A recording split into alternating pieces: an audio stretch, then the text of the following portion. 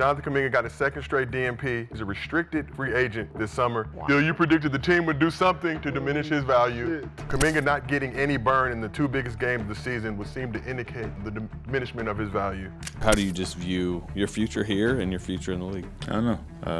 I still gotta figure it out. I don't know. Today we're diving into one of the most insane stories in the NBA right now, and by the end of this video you're gonna understand why Jonathan Kaminga's situation with the Golden State Warriors might be one of the most underratedly dramatic contract sagas that we've seen in recent years. We're talking about a 22-year-old who demanded $35 million annually, got denied, then publicly lost faith in his head coach, and now there's a shocking twist that nobody saw coming. But here's the craziest part of all. This whole mess could help the Golden State Warriors land another superstar. But if they don't handle this situation carefully, then they would have officially squandered Steph Curry's last remaining window to win a championship. Before we get to this content, make sure you drop, like, subscribe, and turn on our notifications because we are going to keep you up to date throughout the entire NBA offseason. And now that we get all that out of the way, cue the intro.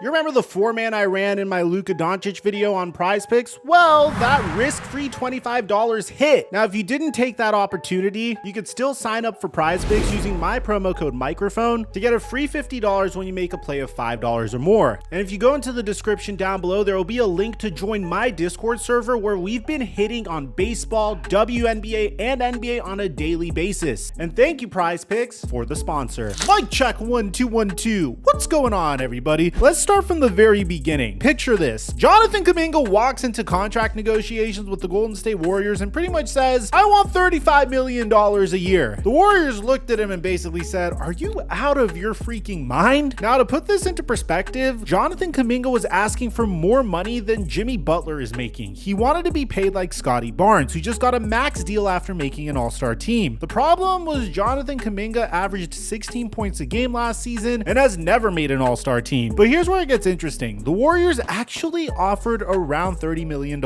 annually, according to multiple reports. That's still a massive contract. We're talking about a 5-year deal worth $150 million. Most 22-year-olds would jump at that offer, but not Jonathan Kaminga. The gap between what he wanted and what the Warriors offered was about $5 million a year. That might not sound like very much, but over 5 years, that's $25 million. And for a player that is living in California, who has to practically give up 50% of his income due to taxes, that's a significant chunk of change. Meanwhile, for the Golden State Warriors, they're already paying luxury tax penalties, so every dollar matters. Now, you might be wondering why the Golden State Warriors didn't jump at the opportunity to pay Jonathan Kaminga last year. And it's because of trauma that they suffered at the hands of a previous player that looked really promising that they paid a huge contract extension to, and that player was Jordan Poole. The Golden State Warriors can't mess this up. Once again, this is Steph Curry's last remaining window to win a championship. They built a competitive team around him, and the one thing that screws teams more than anything else is overpaying players that don't deserve the money that they're being paid. So the Warriors can't afford Jordan Poole 2.0. They gave Poole a massive extension and then had to trade him away when he got punched in the face. And the Warriors weren't about to make that mistake again. So the October 21st deadline came and went, no deal, and now Kaminga is officially heading towards restricted free agency, and that's when things get really spicy. Now, this situation got really tense last year. January 4th, 2024, the Warriors take on the Denver Nuggets. Kaminga was having one of his best games of the season. 16 points, 4 rebounds, 4 assists on incredible shooting. The Warriors had an 18-point lead. And then Steve Kerr benched him for the entire final 18 minutes of the game. The Warriors blew the lead and lost, and their most effective player that night was sitting on the bench watching it happen. Kaminga would tell reporters that he officially lost faith in coach Steve Kerr and no longer believes that Steve Kerr will allow him to reach his full potential. I know that sounds very dramatic, but I can't really blame the guy. More minutes would help his development. More minutes would get him a bigger contract. After all, the reason why Kaminga isn't getting paid max money is because he has never been an all-star. But the drama didn't stop there. Kaminga has been dropping hints about his frustration for months. In December of 2023, he gave this quote to The Athletic that basically broke the internet, saying, "Sometimes I come out the game not knowing what I did. did, and that messes with my head. It's like, what do they want me to do? I can pass and I can do different stuff. I am a difference maker. I know I am. This is a 22-year-old publicly questioning his Hall of Fame coach. That's when you know things are broken. And Kerr's response, he basically said that Kaminga needs to accept being a role player. Steve Kerr wanted him to be a Sean Marion or Aaron Gordon type of player, rather than being a ball-dominant superstar scorer. And while I do understand you're on a team and you should play your role, when you have the potential to be something greater, obviously you are going to be frustrated. Now fast forward to May 2025, and Steve Kerr decided to twist the knife even deeper. In an interview that sent shockwaves through the NBA, Kerr said this about JK, saying, "I've been asked to win, and right now he's not a guy who I can say I'm gonna play 38 minutes with the roster that we have. Steph and Jimmy and Draymond, and put the puzzle together that way and expect to win." Hold on, just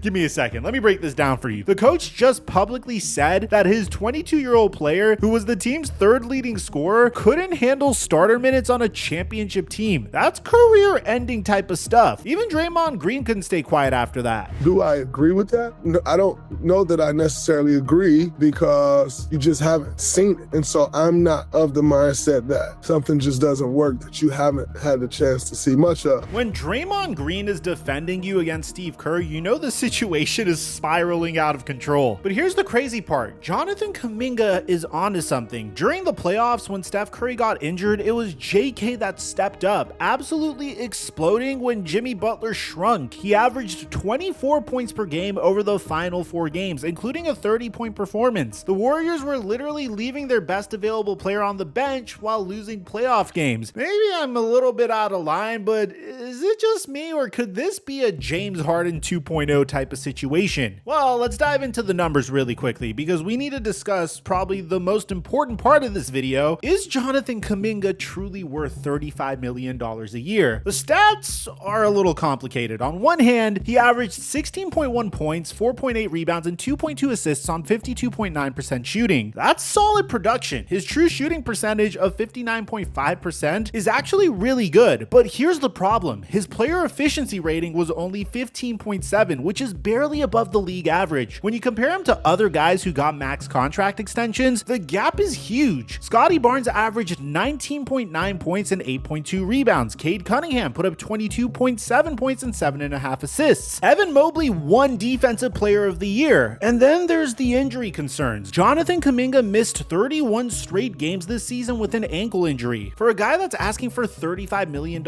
annually, availability is very important. Basketball experts think his real value is probably around 25 to 28 million per year. So the Warriors offering him 30 million was actually pretty generous. Kaminga's camp was basically asking for a $10 million premium based on potential, not proven production. And this is the problem here for the Golden State Warriors. You don't have leverage when your player goes through restricted free agency. Since the Warriors didn't extend Kaminga, he becomes a restricted free agent. That means that Golden State has to offer him a $7.9 million qualifying offer by June 29th to keep their matching rights. So on one hand, you might be thinking that the Warriors could lose Jonathan Kaminga because some other team could swing in, offer Jonathan Kaminga the money that he wants, and force the Golden State Warriors to match or lose Kaminga, very similarly to what happened with DeAndre Ayton when he agreed to a contract extension with the Indiana Pacers, only to have that extension matched by the Phoenix Suns, which resulted in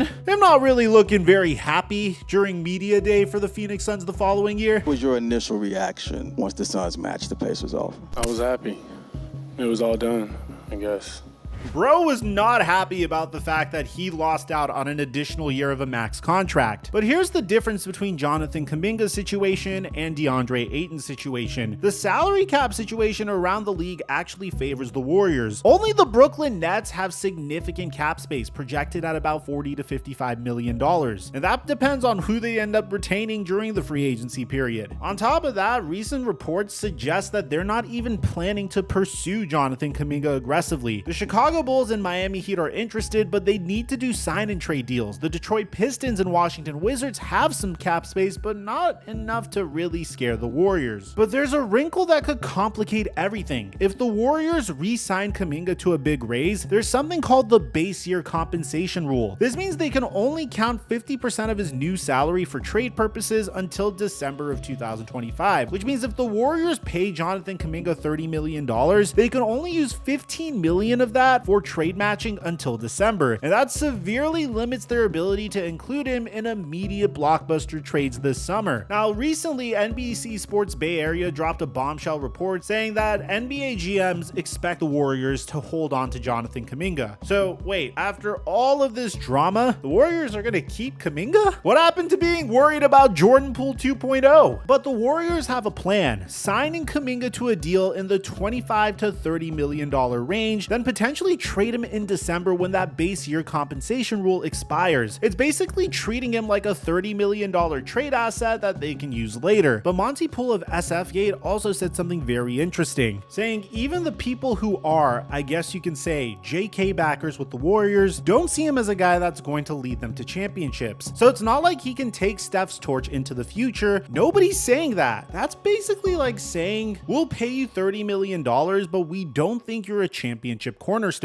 Now here's where things get really spicy. If the Warriors do decide to trade Jonathan Kaminga either this summer or in December, the potential deals floating around are absolutely wild. So let's start with the craziest trade scenario that Bucks fans are gonna hate. Giannis Antetokounmpo, a player that we've been speculating might get traded to Golden State for quite some time. Giannis reportedly met with the Bucks to discuss his future, and if he requests a trade, the Warriors could be in play. ESPN's Bobby Marks outlined how this could work. How it would happen is you're likely trading Jimmy Butler or Draymond Green in a trade. The Warriors can't afford Giannis's $51.9 million alongside Steph Curry's $59.6 million and Butler's $54.1 million, so someone's gotta go. But here's where it gets crazy. There's reportedly a potential 4-team trade scenario where Kaminga goes to Milwaukee, Butler goes to the Suns, and Kevin Durant goes to the Heat. That would be the most insane trade in NBA history. You don't see trades like this happen very often. Now obviously I have to include the superstar dream scenario here. I know some Bucks fans think that Giannis Antetokounmpo is just gonna stay with the Milwaukee Bucks despite Damian Lillard tearing his Achilles tendon and the Bucks having no assets till 2031, which I personally think is a long shot, but hey, if you think he's gonna stay in Milwaukee, then good on you. But let's get to some more realistic trade scenarios. There's been serious talk about a Jonathan Kaminga for Nikola Vucevic trade with the Chicago Bulls. In this deal, Kaminga would be traded via a sign and trade for Nikola Vucevic, Lonzo Ball, and a 2029 top 5 protected first round pick. This is perfect because Vucevic is one of the best stretch centers in the entire NBA. The man averaged 18.5 points, 10 rebounds, and shot 40.2% from 3 last season. He's exactly the type of scoring big man that they need, and his shooting would fit perfectly with their system. The Warriors have shown a willingness to part with some of their best young assets in order to bring in established veterans just to give Steph Curry one more opportunity at a championship, such as when they traded Jordan Poole for Chris Paul, gave up on James Wiseman to bring back Gary Payton, and trading Andrew Wiggins for Jimmy Butler. This trade would be a dream come true for Chicago. They get a 22-year-old with all-star potential who fits their timeline with Kobe White and Josh Giddey. Vucevic is 35 and doesn't match their rebuild, and the Warriors were desperately trying to get Nikola Vucevic at the trade deadline. Now, both the Bulls and Heat are very interested in Kaminga, so the Warriors could potentially trade Jonathan Kaminga to the Miami Heat and get Tyler Hero, Duncan Robinson, and a future first-round pick in return. This would match the salaries perfectly, and Tyler Hero would be an incredible fit with the Golden State Warriors offense. Now, you might be wondering why on earth would the Warriors part with Jonathan Kaminga, and the reality is Steph Curry's 37, Jimmy Butler's 36, and Draymond Green is 36. They don't have the time to develop Jonathan Kaminga anymore, and there have been instances in the past that clearly indicate a clash between the Warriors and Jonathan Kaminga over his development. The Jimmy Butler acquisition changed everything for Jonathan Kaminga's role. Butler and Kaminga have been outscored by 30 points in 120 minutes together, and that's not sustainable for a potential championship contender. On top of that, Shams has even reported that the Warriors will be extremely aggressive in the marketplace this offseason. They have up to 4 first-round picks that they can trade, plus valuable young players and veteran contracts. At the end of the day, the stakes for this are so high. The Jonathan Kaminga situation is going to define whether the Warriors can squeeze one more championship out of their aging core. before. If they keep him and the fit works, they have a 22-year-old who could be the bridge to their next era. If they trade him for the right veteran piece, they could have the final puzzle piece for another title run. But if they mess this up, if they let him walk for nothing, or trade him for the wrong return, or sign him to a huge contract that handicaps their future, it could be the beginning of the end for the Warriors dynasty. And the craziest part is we're probably going to know our answer within the next month. The June 29th deadline is approaching fast, and then we'll see if Golden State is really willing to pay $30 million a year for a player that their coach doesn't think can handle starter minutes. So let me know in the comments section down below, how do you think this situation is going to end? Is Jonathan Kaminga going to be a Warrior next year, or is he going to be donning a new jersey? I'd like to hear what you have to say. Aside from that, I don't know if you guys heard, the first trade of the NBA offseason went down. Desmond Bane has been traded to the Orlando Magic for a ridiculous return. We have a completely separate video on that, and I'm going to leave it in the end screen to meet you guys there. I'm your boy Mike, and I'm dropping our mic